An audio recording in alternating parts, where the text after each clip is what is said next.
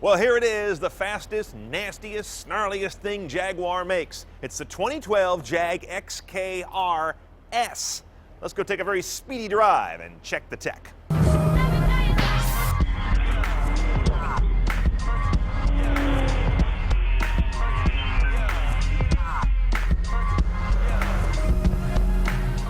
Now, spotting an XKR-S is easy. One, it's the best looking Jaguar in over a decade. I'm normally not a big fan of taking cars designed for grown-ups and sticking body kits on them, but somehow this one works. If you miss all of that, just come back here and notice the carbon fiber wing.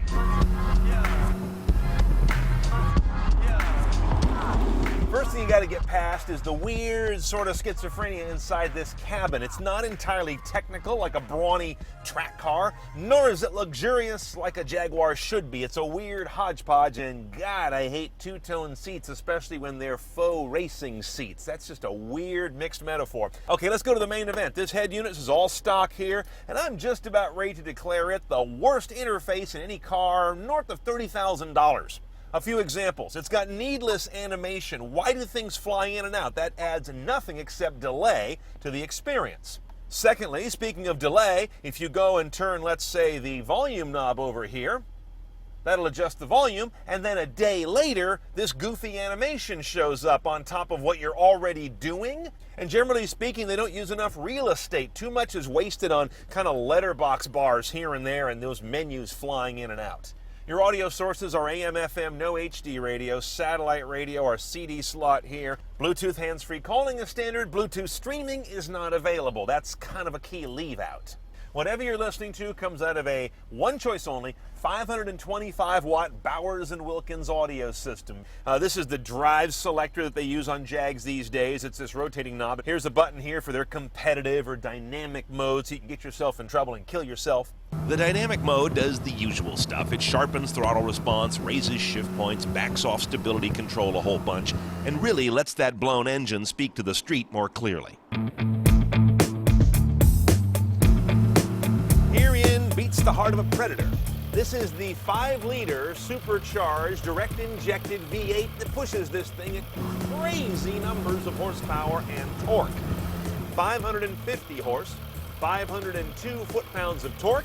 Gets this fully 2-ton coupe up to 60 in about 4.2 seconds while delivering 1522 mpg. Just good enough to avoid a gas guzzler tax. This Jag's AJ133 motor gets its extra power from a revised exhaust system and attendant fuel mapping changes, along with the use of Eaton's latest twin vortex supercharger. It's the same one used in the Corvette ZR1 and Cadillac CTS-V, both of which left us stuck to the seat back.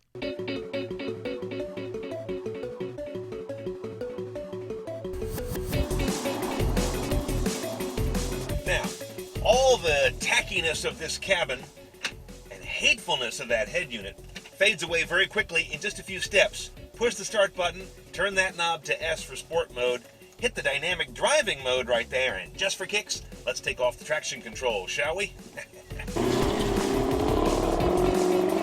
All right, like curry on a Friday night and strawberry blondes, overwhelming power seems to be a very British thing when they do a high-performance car. It's so much power, you don't even think about summoning it. It's just sort of always there. It's an interesting comparison to the 2012 Carrera-S we have in right now, which has tremendous power and does 0 to 60 in about the same time, but the power comes on in a more requested way. Whereas here, it never fades away. That car's got a 3.8-liter naturally aspirated engine. This one's got a 5-liter blown motor. Both cars get to 60 in about 4 seconds. And they both cost around the same in very rough numbers. So what's the big difference? Weight. This Jag's got around 700 pounds more on the hoof than the little Porsche. However, this Jag is eminently livable in its own way. First of all, it's got an automatic transmission, 6-speed as I mentioned, compared to a lot of cars in this class have a 7-speed DCT, for example. Both are really good in high performance. The DCT is better on the track because I know you go there a lot. But this 6-speed automatic, when it's done right like this, is a better everyday transmission to live with. It's happier around town. It's happier when you're driving to work and poking along or just doing more normal driving. It doesn't make any weird clunks or bonks when it's down around low speed. DCTs are still kind of rough in that way. And I think it's a huge testimony to the engineering on this motor, as well as what Eaton's done on this new generation TVS blower, and that there is so immediate a power delivery of what appears to be the fat spot of the torque curve all the time. It all goes to that whole idea of effortless, overwhelming power. That's the signature you get on this car.